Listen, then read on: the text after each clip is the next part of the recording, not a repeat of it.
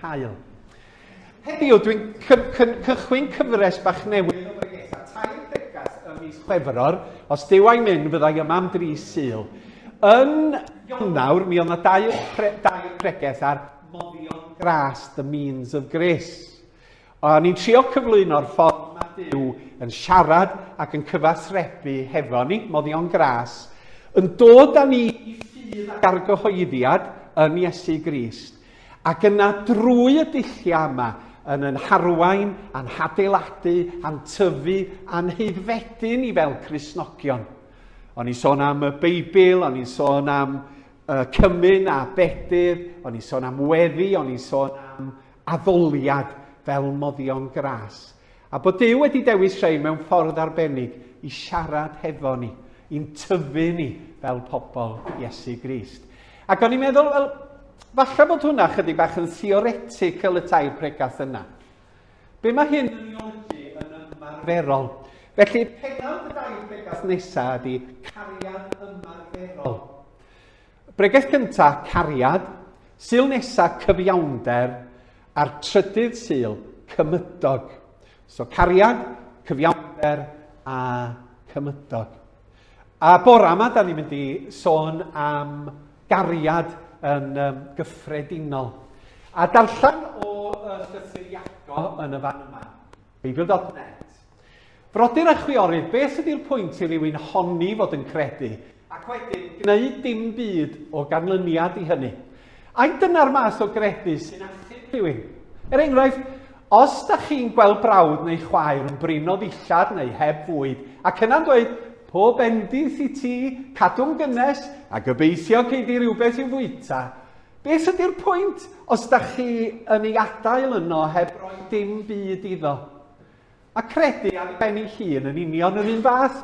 Os ydy'r credu ddim yn arwain at wneud rhywbeth, mae'n farw gelain.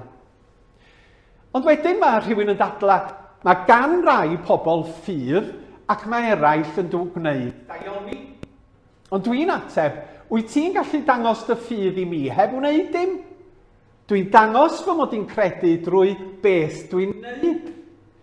Rwyt ti'n credu mae un Duw sy'n bod, wyt ti? Wel, da iawn i ti. Ond cofia fod y cythriliaid yn credu hynny hefyd ac yn crynu mewn ofn. Y twpsyn. Dwi'n cio hwnna. Y twpsyn. Oes rhaid i mi brofi ti fod credu sydd ddim yn arwain at wneud rhywbeth yn dda i ddim. Meddylia am yn cyndad Abraham. Ond i dy ffaith ei fod wedi gweithredu a mynd ati o ffrymu ei fab Isaac ar yr allor, naeth i berthynas gyda Duw yn iawn. Roedd ei ffydd i weld drwy beth wnaeth e. Roedd y gweithredu'n dangos i fod o'n credu go iawn, dim rhyw hanner credu.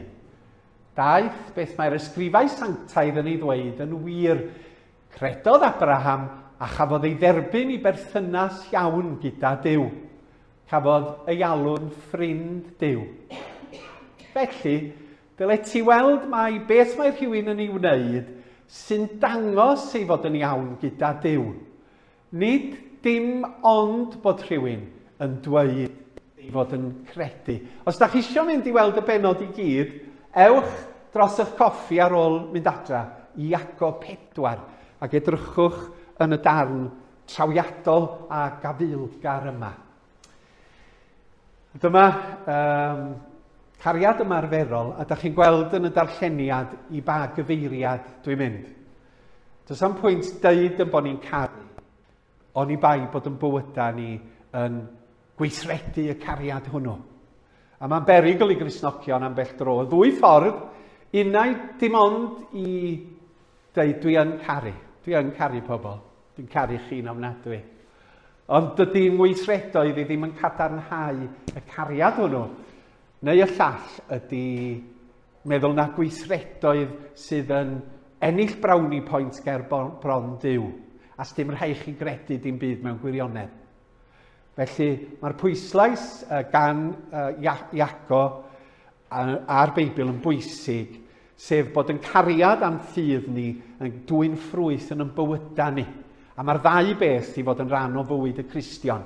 Ffydd yn Iesu Grist sydd yn esgor ar gariad ymarferol. A gai sôn mwy am hynny yn ystod y dair pregeth. Mae cariad weithiau, da chi bod da ni wedi bod mewn cyfnod oer, a da ni bod yn gwisgo tair fflis yn y tŷ, da chi bod?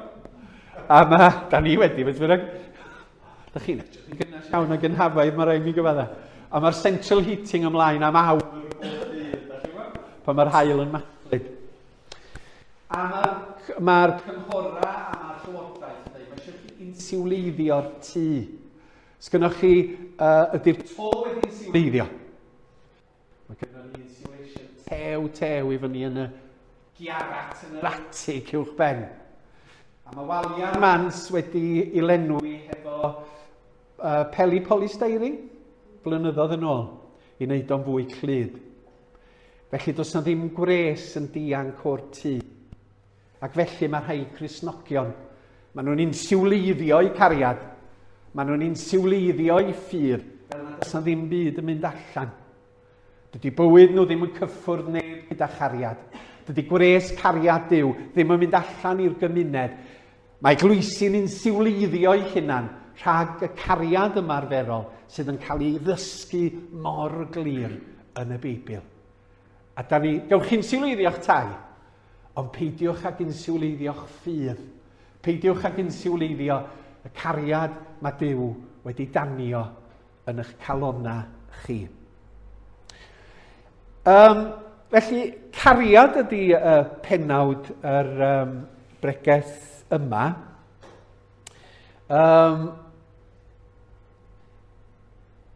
Fe ddwedodd Iesu fel hyn yn Mathew 5. Mae hwn yn sylfaen i fy sylwada fi yn y munudau nesaf. Does neb yn goleuo lamp i'w gosod o dan fowlen. Na, da chi'n gosod lamp ar fwrdd mwyn iddi roi golau i bawb yn y tŷ. Be sy'n digwydd os da chi'n rhoi lamp neu canwyll o dan fowlen? Gynnau stori plant fel ei ddweud y gwir. Be sy'n digwydd? Mae'r fflam yn diffodd dydy ar y ganwyll, oherwydd bod i dan fowlen. A mae Iesu'n dweud, peidiwch a bod yn Gristnogion fel yna. Gadwch i'r goleuni lewyrchu. Peidiwch a'i orchuddio fo, oherwydd mae yna beryg iddo ddiffodd yn eich calon chi ac ymywyd yr eglwys da chi yn rhan ohoni hi. Ac yna, yn 1 Ioan, dyma un o fy hoff adrannaf yn y Beibl. I llythyr cyntaf Ioan, pennod 4. Dyma beth ydy cariad. Dim y ffaith ein bod ni'n caru Duw, ond y ffaith ei fod wedi'n caru ni, ac anfon ni fab yn Abers oedd yn gwneud yn iawn am yn pechoda ni. Ffrindiau annwyl, os ydy Duw wedi'n caru ni gymaint a hyn, dylen ninnau hefyd garu'n gilydd. Neb erioed wedi gweld Duw, ond os ydym ni'n caru'n gilydd, mae Duw yn byw yno ni, ac mae gariad yn dod yn real yn yn bywyda ni.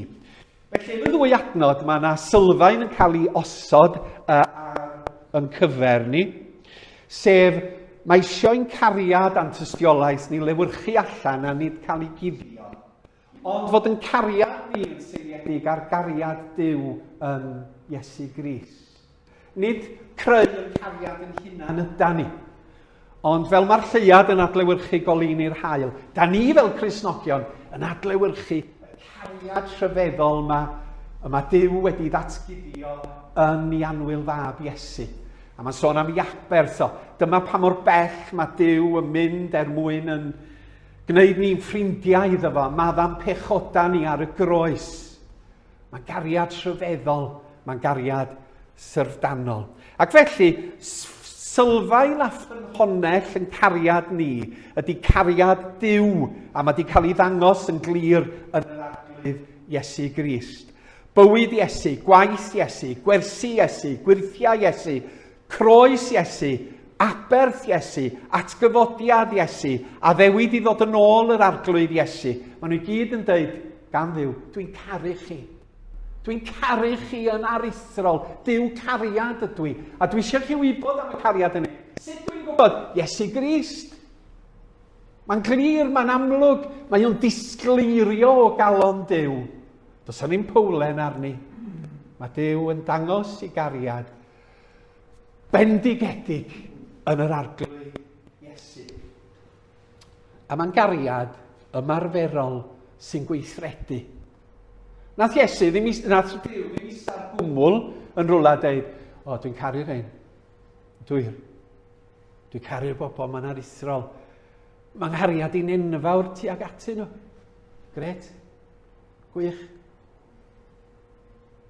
Dyma Duw yn dweud, dwi'n caru chi a gweithredu y cariad hwnnw yn ymarferol. A dangos yn Iesu Grist, o ddifri, dwi yn caru dynoliaeth. Dwi'n caru cenhedloedd y byd. Dwi'n caru Sudan. Dwi'n caru'r clodion. Dwi'n caru Cymru. Dwi'n caru pobl sydd yn addoli neu Ebenezer ac eglwysi eraill. A dwi wedi dangos hynny yn yr arglwydd Iesu Grist. A pan mae Duw yn cynnar tân i gariad drwy'r ysbryd glân a da ni'n rhoi ffydd yn Iesu Grist, mae'r fflam yna'n llosgi yn calonna ni wedyn, drwy gydol yn bywyda. A dyna, da ni ddim yn un siwleiddio fo, ond mae gwres a goleini y cariad hwnnw i lewyrchu allan o'n bywyda a'n tystiolaeth ni yn hunan. Tuag at gyd Gristnogion a tuag at gyd ddinasyddion neu bobl eraill yn y byd. Dydy o ddim yn aros yn ei unfan. Mae fel y garag yn dydy cael ei daflu'r llyn llonydd ac yna mae tonau yn ymestyn allan i bob cyfeiriad. Cariad ymarferol Duw. Dwi eisiau ystyried y tri gwrthrych, object, gwrthrych i'r cariad ymarferol yma. Byddai mond yn dweud brawddeg am yr un ola, oherwydd fyddai'n cario ymlaen bora dydd Sul nesaf dan y pennawd cyfiawnder. Gwrthrych, object cyntaf yn cariad ymarferol ni sydd wedi danio gan gariad Duw, ydy Duw ei hun. Wrth ymateb i gariad Duw yn Iesu, da ni amfynegu yn cariad ni wedyn tuag at Dduw. Ac unwaith eto, mae'n elfennau ymarferol i hynny. Da ni'n addoli gyda'n gilydd fel hyn, ond be am weddill yr wythnos? Mae'n cynnwys addoliad, mae hefyd yn cynnwys elfennau ymarferol. Da ni'n rhoi yn bywydau wasanaethu Duw yn y byd a gweithio dros ei deyrnas. Dwy adnod i chi sydd yn cyfeirio meddwl bellach ar y sleid nesaf. Paul wedi sgwennu at y Corinthiaid.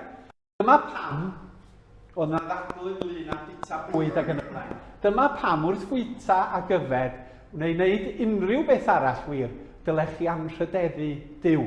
Gogoneddu Duw ydy'r gair am anrhydeddu yn y fan yma. Felly, ym mhob dim da ni'n neud, mae'r cariad ymarferol yn gogoneddu Duw, yn canmol Duw, yn brolio Duw, yn dwy'n gogoniant i Dduw. Pethau syml bywyd. Gewn nhw'n swnio'n ysbrydol iawn wrth fwyta.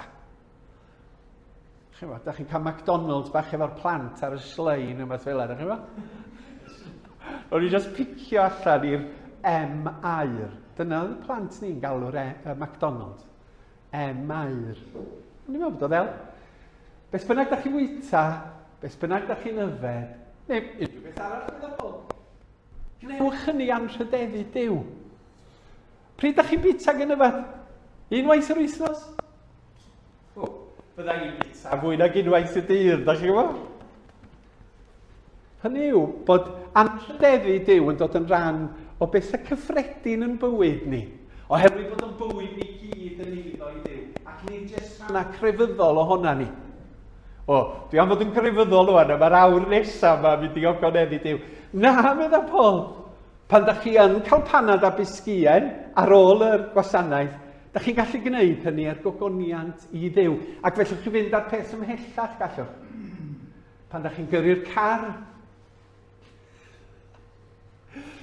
mae natur pobl yn cael ei fesur yn aml wrth yn ei car. Mae'r dyn mewnol yn dod allan wrth yn ei car. Da chi'n gyrru'r car na hyd yn oed pryd mae pobl yn gwrthod ei diolch pan da chi wedi stopio iddyn nhw. Gogoniant i Dduw. A mae yna bethau eraill yn bywydau ni'n does. Pethau bwysicach na hynny ar y car. Lle da ni'n teimlo, dwi'n gwneud hyn ar gogoniant i Dduw, ond yr anogaeth ydy, gnewch. A wedyn yn Colosiaid mae Paul yn sgwennu eto, gwnewch bopeth gan gofio eich bod yn cynrychioli yr arglwydd Iesu Grist. Ie, popeth da chi'n ei ddweud a'i wneud. Dyna sut da chi'n dangos eich diolch i Dduw. Felly mae hwn yn rhan o'r cariad ymarferol sydd yn deillio Dduw a sy'n cael ei gynnau na ni. A da ni wrth ddiolch i Dduw am Iesu Grist ac achubiaeth a'i gariad yn mynegu'r cariad yn ôl arglwydd dwi'n gwneud heddiw, 5 o Chwefror, gogoniant i ti. Dwi'n daslu mhen blwydd gogoniant i ti. Dwi'n dysgu'r plant yma gogoniant i ti. Dwi'n canu'r gân yma gogoniant i ti. Dwi'n nyrsio yn y surgery gogoniant i ti. Dwi'n cynorthwyo yn y gwaith gogoniant i ti. Felly mae'r cariad yn rhywbeth mwy na peth emosiynol, mae'n gallu bod yn emosiynol. Fwy na rhywbeth teimladwy, mae'n gallu bod yn deimladwy. A mae o'n troi yn ymarferol. Oherwydd bob dydd, da ni'n gwasanaethu Duw yn y fan lle rydyn ni. Da ni yn mynegu y cariad ymarferol tuag at i Dduw pan dwi'n sal, pan dwi'n iach, pan dwi'n briod, pan dwi'n ddi-briod, pan dwi'n y gwaith, neu pan dwi'n ddi-waith, pan dwi'n dlawd, neu pan dwi'n gyfoethog. A mae deall hynny'n rhoi blas ar bob dim, da chi bo? Mae'n rhoi blas ar bob rhan o'n bywydau ni. Felly gwrthrych cyntaf yn cariad ymarferol ni ydy Duw ei hun. Yr ailyn ydy cyd-Gristnogion, a mae yna bwyslais ar hwn gan Iesu ac yn y llythyrau yn y Testament Newydd. Ac hefyd hefo llawer rhan o genedl Israel yn yr Hen Testament. Pan mae Duw yn galw cynulleidfa o bobl at ei gilydd, mae yna bond arbennig yn digwydd o fewn i'r criw yna. A'r rhan o'r anogaeth ydy, da chi garu eich gilydd. Unwaith eto, ia, gewch chi wneud yn sentimental, unwaith eto gewch chi wneud yn emosiynol, unwaith eto fedrwch chi wneud yn theoretical. Ond mae hwn yn gariad ymarferol, lle mae Cristnogion o fewn i'r eglwys ac o fewn i gynulleidfa i feithrin cariad rhwng nhw a'i gilydd. Ac wedyn, mae rhaid i Gristnogion ewyllysio i garu. Dy'r busnes, dwi'n caru pawb, dwi'n caru. Sut mae hwnnw'n cael ei ddangos yn eich ymddygiad chi o fewn i gynulleidfa o bobl Dduw? Sut ydych chi'n datblygu y ffaith bod chi yn caru eich gilydd? Neu, ni, a dwi'n cynnwys fi yn hwn. Sut ydw i? Dwi'n teimlo'n anigonol yn aml iawn. Nad ydw i'n gwneud yr hyn y dylwn ni i feithrin cariad rhyngo ni a'n gilydd. 2 adnod i gadarnhau be dwi newydd i ddeud.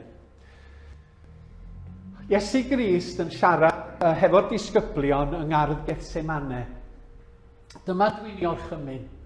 Carwch eich gilydd fel dwi'n eich caru chi.